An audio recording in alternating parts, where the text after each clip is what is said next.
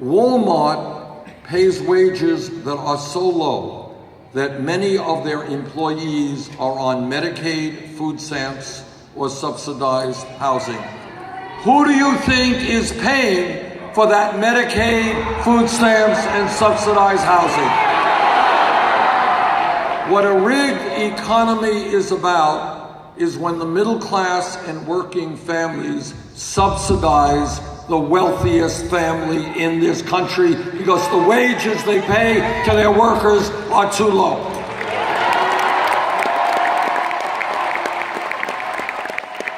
You know, a lot of my Republican colleagues talk about welfare abuse. Turns out the major welfare abuser is the Walton family. And I say to the Walton family, get off of welfare, pay your workers a living wage.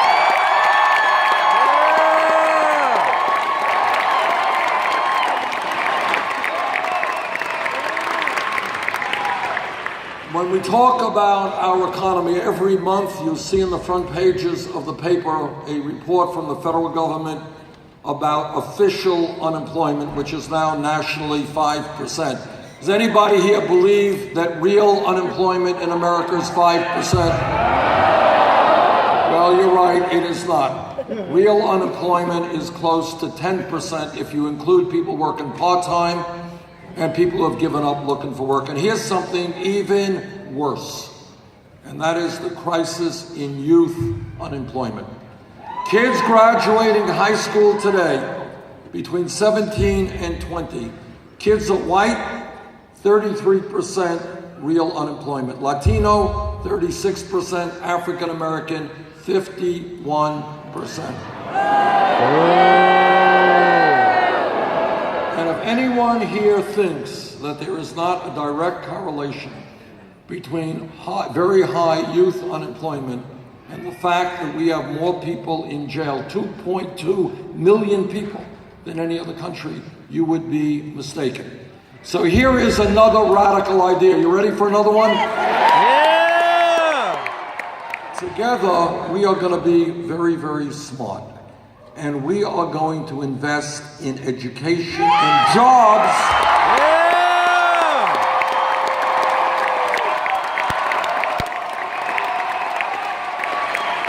We are going to be investing in education and jobs for our young people, not jails and incarceration.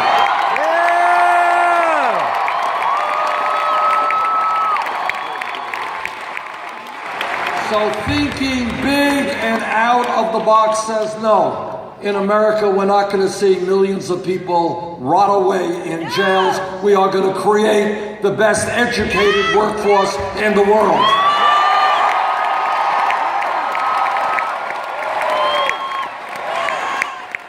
And if real unemployment is close to 10% and youth unemployment is off the charts, it seems to me to be a no-brainer that we have to create a massive federal jobs program to put our people back to work.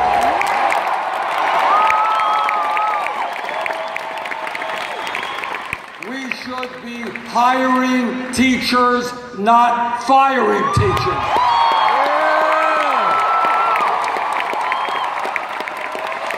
We need many hundreds of thousands of well-educated, well-trained people to work in childcare and in pre-K.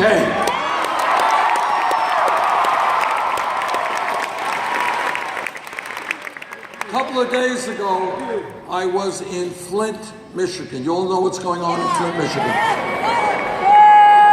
I talked to some of the people in Flint. We had a town meeting. What I heard is literally unbelievable. It is unbelievable to hear about what is going on in an important American city in the year 2016. As I heard that discussion, what I really felt is this America? Is this the United States of America, or is this some fourth world country? We are looking at a water system which is poisoned.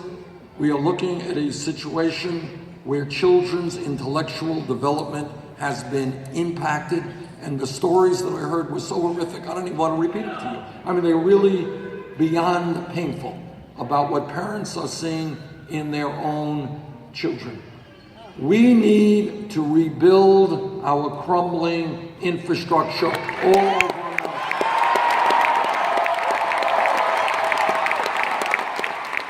That means our water systems, and I understand there are places here in southern Texas where people don't even have fresh water or even electricity. We have got to rebuild our roads and bridges and wastewater plants. We should have the best rail system in the world. Yeah! No more Katrinas. We have to rebuild our levees and our dams. And when we do that, we create 13 million good-paying jobs.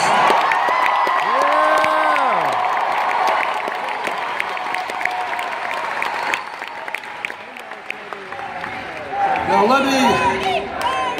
when I talk about a rigged economy, and I talk about a corrupt campaign finance system, and when I talk about a broken criminal justice system, it all comes down to one story I want to tell you briefly. Last month, one of the large financial institutions in our country, Goldman Sachs. You know about Goldman Sachs. All right. They paid a $5 billion settlement to the United States government. $5 billion. Now, why did they pay that settlement? They paid that settlement because they were selling before the financial crisis worthless packages of subprime mortgage loans. So they were ripping off, they were running a fraudulent operation, and they were ripping off the American people. They paid a $5 billion fine for running a fraudulent, crooked operation. Point one. Point number two, I want to talk to you about political power and what that's about. Goldman Sachs, along with many other financial institutions, has contributed many, many millions of dollars to political candidates, and also provided kind of lucrative speaking fees as well. That's political power. Point number three is what we call the revolving door. And what the revolving door means is that people come from Wall Street, they go to work for the government, and then they go back to Wall Street. In the last 20 years or so, Goldman Sachs alone has provided 2 secretaries of the Treasury and dozens of other high-ranking government officials. Point number 4 to this story, and maybe the one that makes the American people the angriest. If a person is picked up in Texas today with marijuana, that person will have a criminal record for his or her entire life.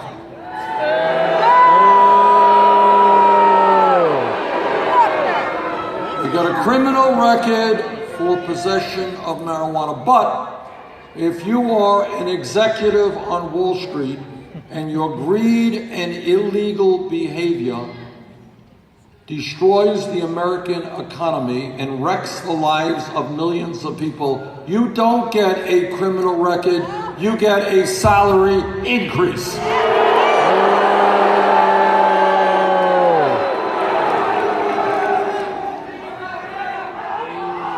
We are together.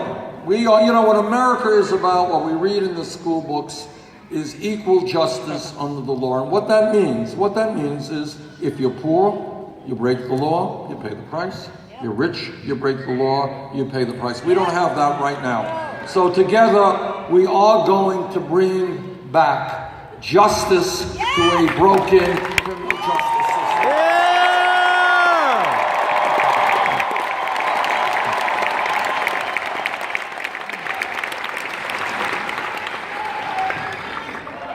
Now, all of you know that we live in a very competitive global economy, and if we are going to do well, we need to have the best educated workforce in the world. And all of us know that education and learning is what it means to be human. That's what we want to do. It's a good thing. And yet today, as we look around our country, we find that there are hundreds of thousands of bright and qualified young people who want to go to college but can't go to college for one reason. Their families lack the money. Now that is not only unfair to those young people, it is unfair to the future of America, because we don't know how many scientists and engineers and doctors.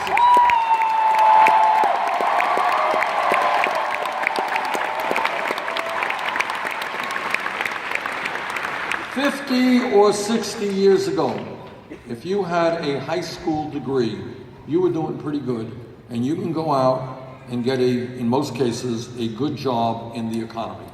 Today, in many ways, a college degree is the equivalent of a high school degree 50 years ago. So what that means to me is that when we talk about public education in America, free public education, it shouldn't simply be first grade through 12th grade. It should mean that we have free tuition at public colleges and universities all over America.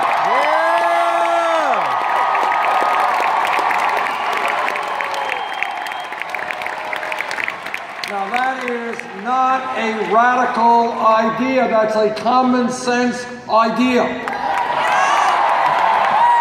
That's an idea that exists today in Germany, it exists in Scandinavia, it exists in other countries around the world. And I'll tell you why this idea and this concept is so important. There are kids I know in Texas right now and in Vermont, kids who are in the 4th grade and in the 6th grade. Their mom never went to college, their dad never went to college, they don't have any money. And the idea in their own minds that they could ever go to college is as relevant as whether or not they're going to go to the moon. They don't think it is possible. What we have got to do as a nation is say to all of those children, all of those parents, all of those teachers, that if that kid studies hard in school, does well in school, that kid will go to college regardless of the income.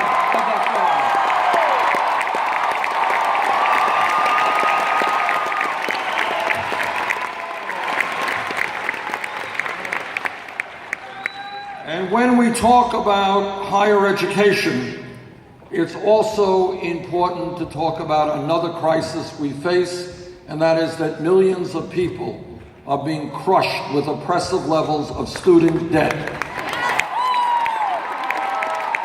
Anybody here with student debt? All right, I have talked to people who are young and people who are not so young. We're talking people with folks with 30,000, 50,000, 100,000, 45, 80,000. And I talked to a woman in Vermont. She became a doctor, $300,000 in debt. Woman in Iowa became a dentist, which we need. We need a lot of dentists. $400,000 in debt. Talked to a guy in Nevada a few months ago. Guy's 55 years of age. He has been paying his student debt for 25 years. He is more in debt today than he was when he took the damn debt out in the first place. Our view has got to be that punishing people for getting an education is crazy.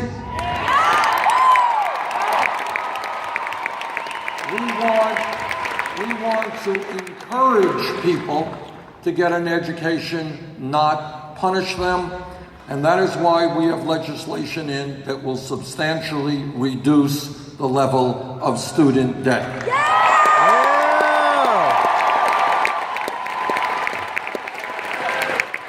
Now, People say to me, well, Bernie, you know, that's nice. You want to give free tuition, public colleges and university. You want to lower student debt. It's an expensive proposition.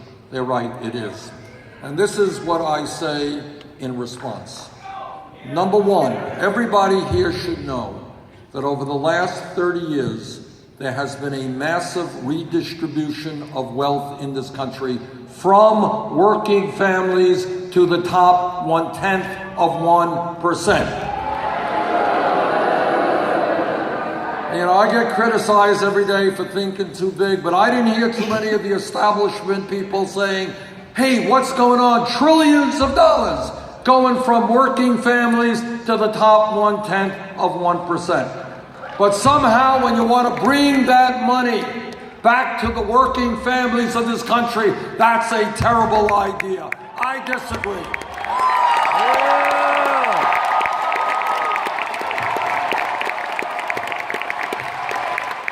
So you know how we're going to pay to make public colleges and universities tuition free and lower student debt? We're going to impose a tax on Wall Street speculation.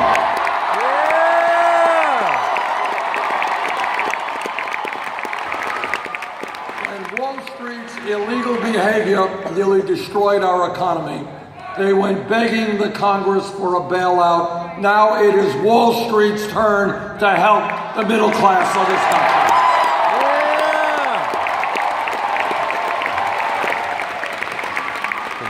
Now I know that here in Texas, your senators and your governor disagree.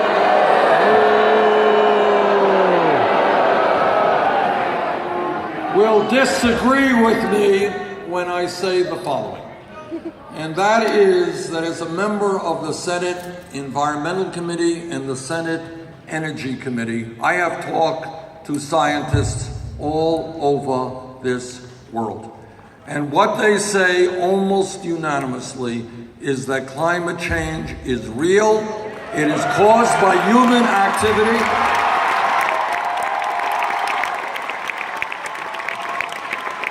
it is already causing devastating problems in our country and around the world. Now, what the scientists also tell us is that if we do not get our act together in a short period of time, by the end of this century, this planet Earth, our only planet, could be 5 to 10 degrees Fahrenheit warmer. And that means more drought, more floods, more extreme weather disturbances, more acidification of the ocean, the destruction of our oceans, more rising sea levels, flooding coastal regions, and it also means more international conflict as people fight over limited natural resources. Now, it seems to me, as the grandfather of 7 beautiful grandchildren. And my 4 kids are okay as well, but it's really the grandchildren. That we together, for future generations, for all of our kids and our grandchildren, all those who come after us, we have a moral responsibility to make sure that the planet we leave our kids and grandchildren is healthy and habitable.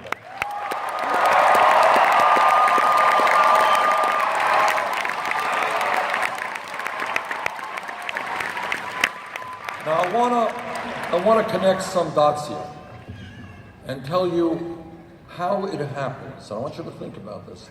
How does it happen that not one Republican candidate for president, or very few Republicans, a few, but not many, will say to you or to the American people what virtually the entire scientific community is saying? Climate change is real. All right, this is a smart group of people. You hit it already. And what it comes down to, this is just one example of many of what a corrupt campaign finance system is about. Because if a Republican candidate for president came before you and said, well, you know, I talked to the scientists, I've read the literature, we got a serious problem, we got to do something about it. On that day, that candidate would lose his funding from the Koch brothers, from the fossil fuel industry. So I say to those Republicans, stop worrying about your campaign contributions, worry about the future of this planet.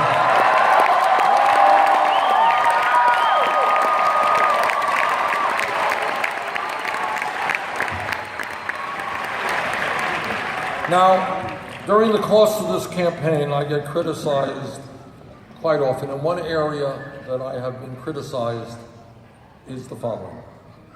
The United States is the only major country on earth that does not guarantee health care to all people. And I have been criticized for saying the following, and let me say it to you as clearly as I can. I believe that health care is a right of all people, not a privilege.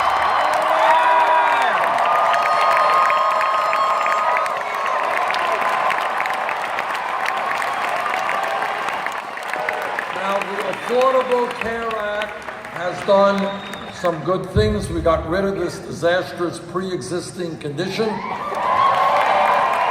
17 million more Americans now have health insurance, and we've done away with discrimination against women who were forced to pay higher premiums because they were women.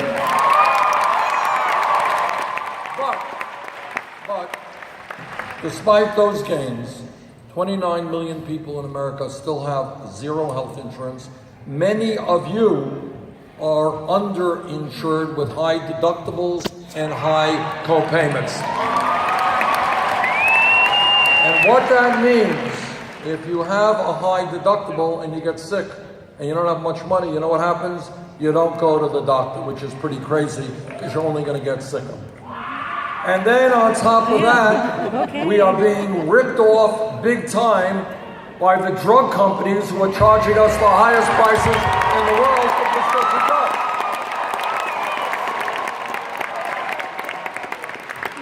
1 out of 5 Americans, if you can believe it, cannot afford to purchase the prescription drugs their doctors prescribe. Talk about crazy. All right. Meanwhile, after all of that, we spend almost 3 times more than the British, who have universal health care, 50% more than the French, far more than the Canadians. I think the time is now for this country to move toward a Medicare for all health care program.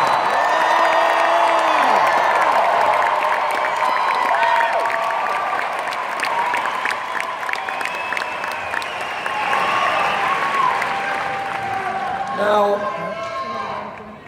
what this campaign is about between Republicans and me is a very, very different vision for America.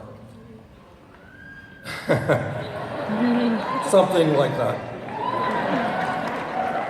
Now, Donald Trump, some of you may have heard of.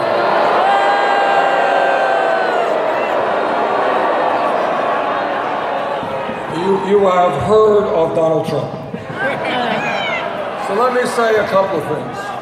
You know, polls go up and polls go down, and we shouldn't put too much emphasis on polls. But here's the good news. Almost all of the polls that I have seen have us defeating Donald Trump.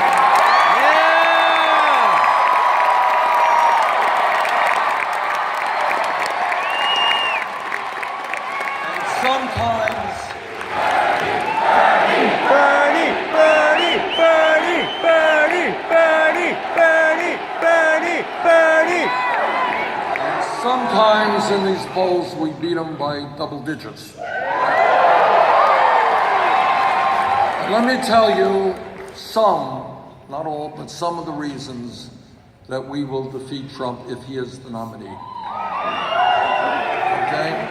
We will win because the American people do not agree with Trump that we should give hundreds of billions of dollars in tax breaks to the top 0.2%. We will win because the American people do not agree with Trump that we should keep a minimum wage, a starvation wage of $7.25 an hour. We will defeat Trump because he is wrong and the American people do not agree that wages in America are too high. They're too low, not too high.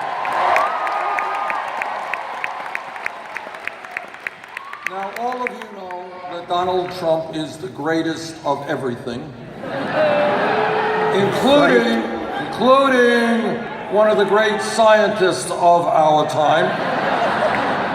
And as a brilliant scientist who has studied climate change, he has concluded that climate change is a hoax created by the Chinese.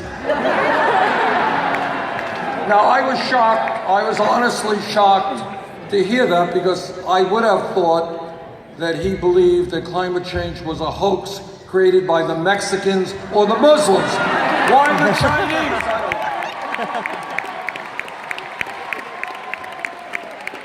We will defeat Trump because the American people do not want a president who insults Mexicans, Muslims,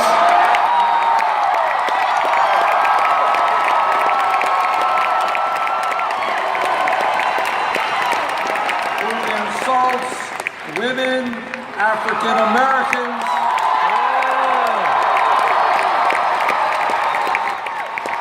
who insults veterans, and basically insults anybody who is not like Donald Trump. Thank God most of us are not like Donald Trump.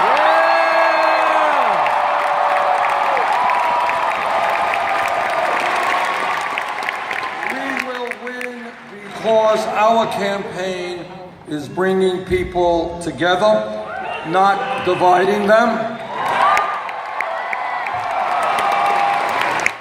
We will win because community trumps selfishness. And most importantly, love trumps hatred.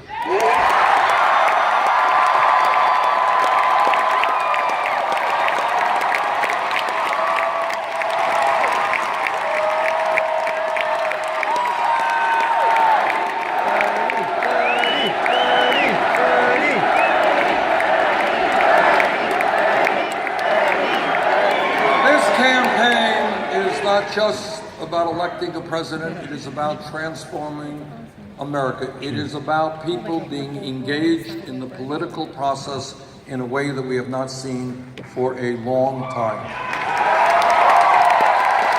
All right. On Tuesday, there is an important election, a very important election here in Texas. I hope very much that not only will all of you come out and vote, you'll bring your family, your friends, your uncles, your aunts. Yeah! Texas can help lead this country forward in the political revolution. Thank you all very much.